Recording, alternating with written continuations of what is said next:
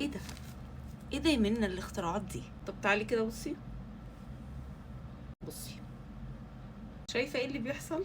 اديله شويه كمان. بذمتك انت بتشوفي الحاجات القمر دي عند حد غير عندي انا؟ تخيلي كوره بترميها في الميه المغليه بتطلع لك زهره ياسمين وحواليها اوراق الشاي الاخضر، يعني طعم جميل وجمال وكمان فايدة. بيبوست المود جدا جدا وبيعلي الحرق، بيفيد الجسم وبيساعد على تنقية الجسم وبيعمل ديتوكس، وده بينعكس على بشرتك وعلى ريحة جسمك كمان، يعني بالفيتامينز والمعادن وكمان بالانتي اوكسيدنتس اللي طبعا هتنعكس على بشرتك وعلى صحتك العامة. عايزة اقولك ان الكورة دي تتحط كمان في كمية مية اكبر من كده وتقدري تشربي منها كوباية واتنين وتلاتة. ممتاز في الويت لوس جيرني بتاعتك، لو انت عايزة تفقدي شوية وزن او عايزة حاجة كده مش تسد نفسك بس تديكي احساس بالشبع. بديل حلو جدا لو انت عايزة مشروب يفوقك ويديكي طاقة وعايزة تبعدي عن الكوفي. تخيلي كورة صغيرة زي دي